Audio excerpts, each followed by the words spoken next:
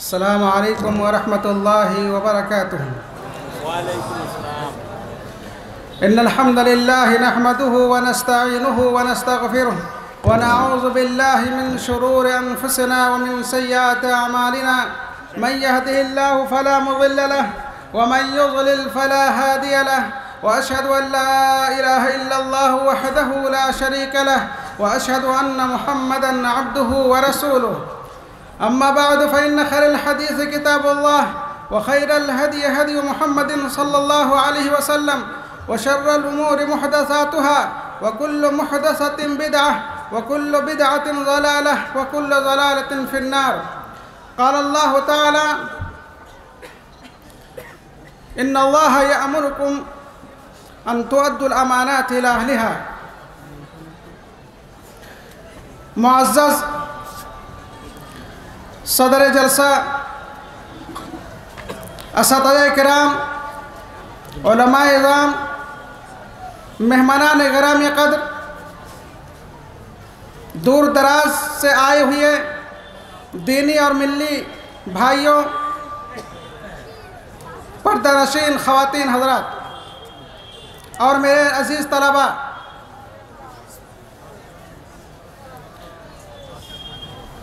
سب سے پہلے میں اللہ رب العالمین کا شکر بجا لاتا ہوں کہ جس کی توفیق سے، جس کے فضل و کرم سے مجھے آج اتر 24 پرگنہ کی سرزمین میں آنے کی سعادت حاصل ہوئی۔ پھر اس کے بعد میں سب سے پہلے مدرسہ سلفیہ گھوڑا رس کے تمام ذمہ داران، اراکین، سر فہرست جناب مولانا عبد الحمید فیضی اور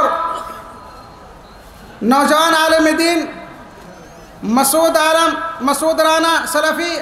اور دیگر اساتذہ کرام کا مشکور و ممنون ہوں کہ جن کی دعوت نے مجھے یہاں آنے پر مجبور کیا۔ اللہ رب العالمین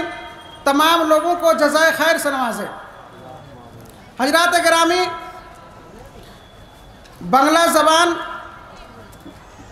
میں کچھ بولنے کی چونکہ مجھے عادت نہیں ہے، حالانکہ تھوڑی بہت میں بول لیتا ہوں۔ میری تعلیم و تربیت بلکہ اس پچھلے رمضان تک میں اردو ماحول ہی میں تھا۔ ابھی رمضان کے بعد سے مغربی بنگال فرقہ کے قریب مدرسہ نجم الہدیٰ سملتلہ میں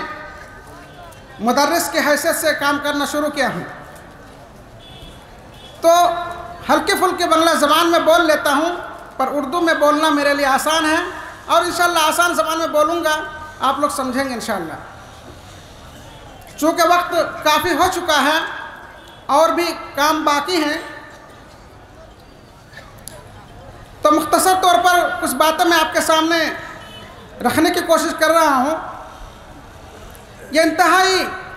خوشی کی بات ہے کہ اس ماحول میں صحیح عقیدہ اور صحیح حدیث پر عمل کرنے والوں کی یہ بھیڑ اور یہ مجمع ہمارے سامنے موجود ہے،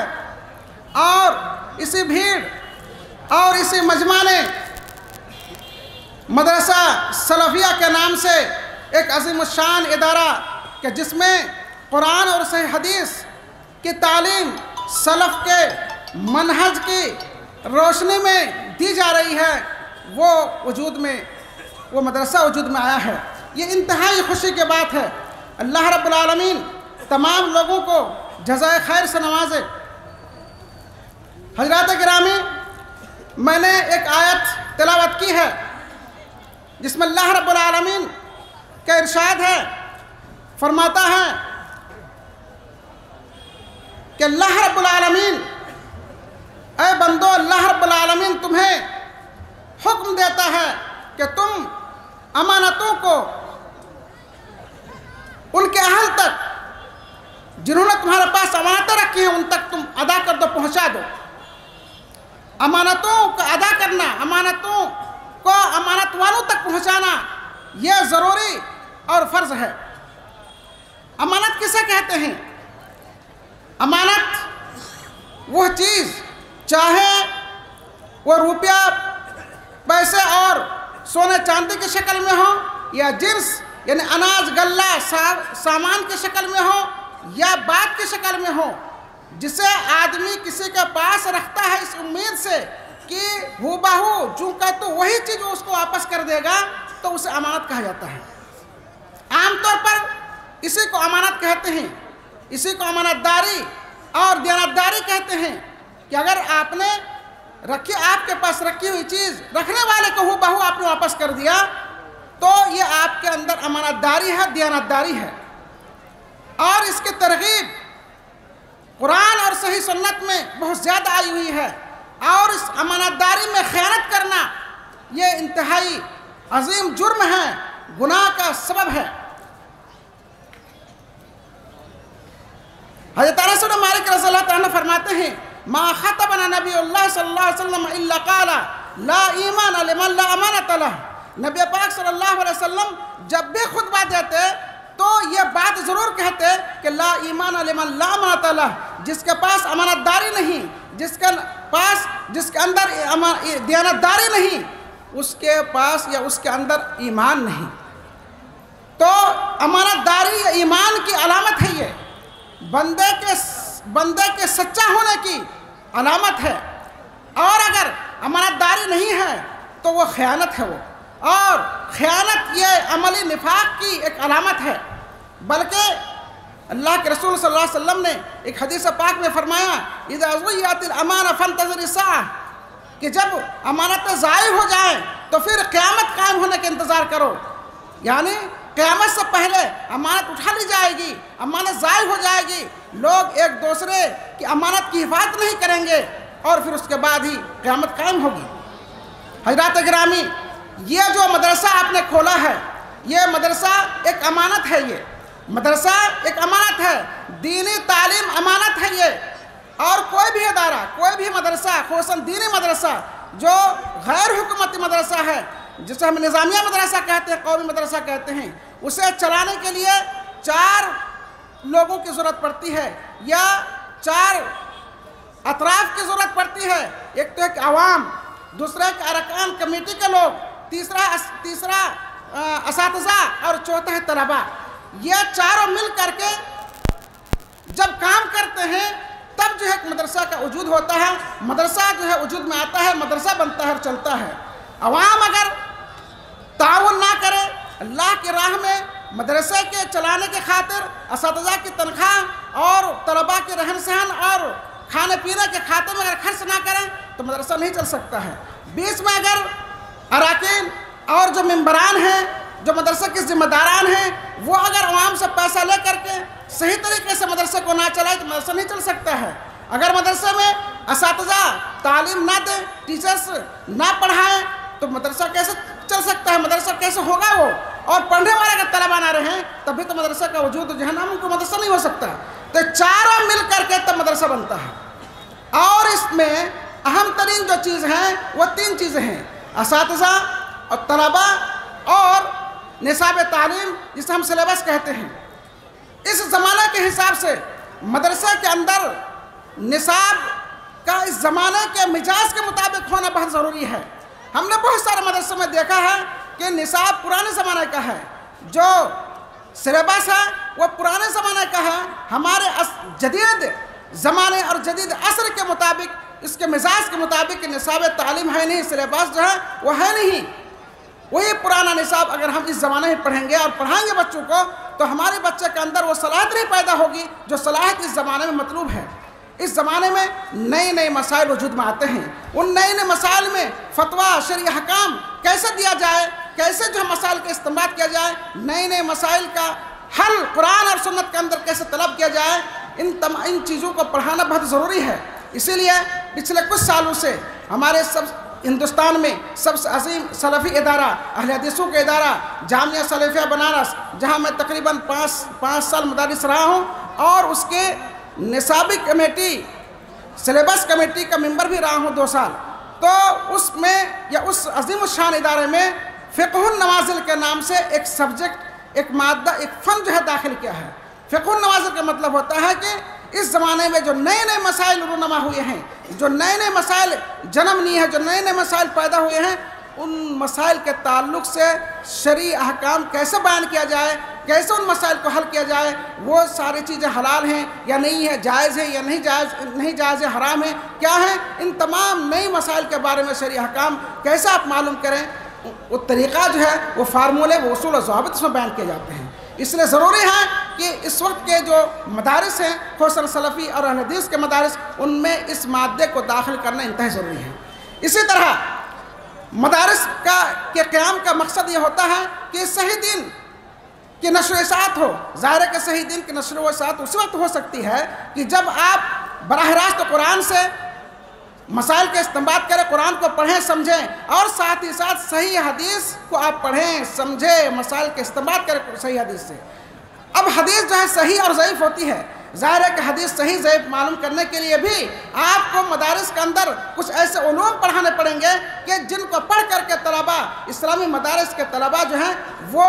حدیث کیسے صحیح ہوتی ہے، کیسے حدیث ضعیف ہوتی ہے، اس کے کیا وجوہات اسباب ہیں، اس کے کیا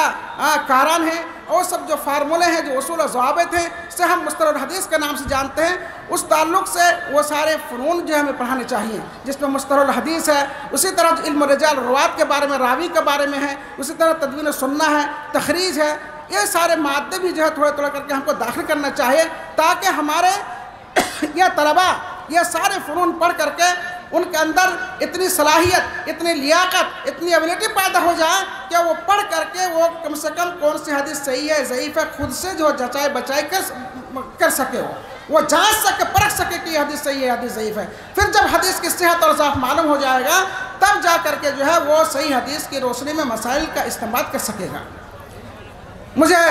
بڑی خوشی ہے، میں نے یہاں اس مدرسے میں 2 چیز دیکھی ہے جو مجھے بہت اچھی لگی۔ پہلی چیز تو یہ ہے کہ یہاں کے اکثر مدرسین نوجوان ہیں ماشاءاللہ، اور نوجوان کے اندر جذبہ، کام کرنے کی تڑپ اور لگن جو ہے زیادہ ہوتی ہے، وہ زیادہ محنت کر سکتے ہیں۔ یہ چیز جو بہت مجھے پسند آئی۔ اللہ رب العالمین آپ لوگوں کو مزید توفیق دے کہ باصلاحیت نوجوان اساتذہ کا تقرری کریں، اور ایسے اساتذہ انتخاب کریں کہ جو یا اس طرح کا اساتذہ یہ کریں کہ جن کے اندر جو ہے اس صلاحیتوں کا ہر طرح کے فن جو ہے وہ پڑھا لے جائیں،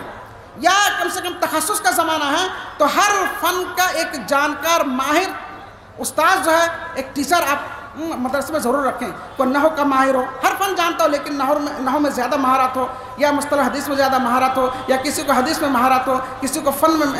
اصول فقہ میں مہارت ہو، کسی کو اصول فقہ میں مہارت ہو، کسی کو صرف میں مہارت ہو۔ تو ہر میدان میں یا ہر فن میں جب ہر فن کا ایک خاص ماہر آدمی، ایک ماہر جو ہے استاد آپ کے پاس ہوگا، تو پھر جو ہے مدرسے میں انشاءاللہ تعلیم اور زوردار ہوگی، پڑھائی اور مضبوط ہوگی، اور آپ کے یہاں سے اور مدرسے سے جو طلباء نکلیں گے وہ انشاءاللہ باصلاحیت اور لائق اور فائق طلباء نکلیں گے۔ دوسری چیز جو مجھے پسند آئی یہاں پر وہ یہ ہے کہ آپ نے بہت اچھا کیا ہے کہ آپ دن میں پورے دینی علوم آپ پڑھاتے ہیں، دن میں پورے دینی علوم پڑھاتے ہیں، جتنے بھی فنون ہیں، حدیث ہو، اصول حدیث ہو، فقہ ہو، اصول فقہ ہو، اور اس طرح نحو، صرف، عربی سب پڑھاتے ہیں، اور رات میں آپ عصری علوم پڑھاتے ہیں۔ رات میں آپ عصری علوم پڑھاتے ہیں، انگلش ہے، سائنس ہے، میتھ ہے، اور جغرافی ہے، اور جو کچھ بھی ہے رات میں پڑھاتے ہیں۔ یہ گرچہ مشکل ہے طلباء کے لیے، اس کو آپ بیٹھ کر کے آسان سا کوئی حل نکال سکتے ہیں، یا کچھ مواد جو ہے مواد میں تخفیف کر سکتے ہیں خصوصاً عصری علوم میں، تاکہ زیادہ بوجھ نہ پڑے بچوں پر۔ لیکن بہرحال یہ بہت اچھی مجھے لگی یہ بات کہ آپ دن بھر جو ہے دینی علوم پڑھاتے ہیں اور رات میں عصری علوم پڑھاتے ہیں، تو یہ ٹھیک ہے الحمدللہ، اور ہم بھی کوشش کریں گے کہ ہم جہاں جائیں وہاں اس فکرہ کو، اس سوچ کو جو ہے وہاں پر منتقل کر سکیں، اور یہ بہت اچھی چیز ہے آپ کے یہاں۔ یہ 2 چیز مجھے جو بہت پسند آئی، اور میرے خیال سے ٹائم ہو گیا ہے تو میں انہی باتوں پر اپنی بات ختم کرتا ہوں۔ لیکن ایک بات آپ عوام کے لیے کہ بھائی امانت جو ہے نا یہ بہت عظیم ذمہ داری ہے۔ اللہ رب العالمین نے امانت اور خصوصاً شریعت کو، اس دین کو جو ہے آسمانوں پر، زمینوں پر اور پہاڑوں پر پیش کیا، لیکن وہ سب ڈر گئے، اس امانت اور اس ذمہ داری کو اٹھا نہ سکے۔ ہم انسانوں نے اس ذمہ داری کو اٹھایا، یہ بہت عظیم الشان چیز ہے اور بہت بھاری ذمہ داری ہے. ہر شخص کو اس ذمہ داری کا احساس ہونا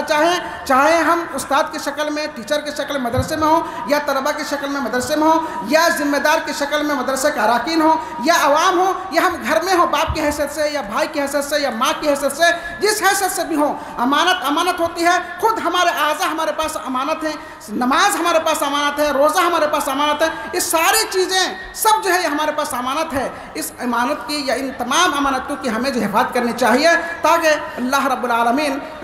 ہم سے محبت کرے اور اللہ رب العالمین جو ہے ہمیں جنت نصیب کرے. اللہ رب العالمین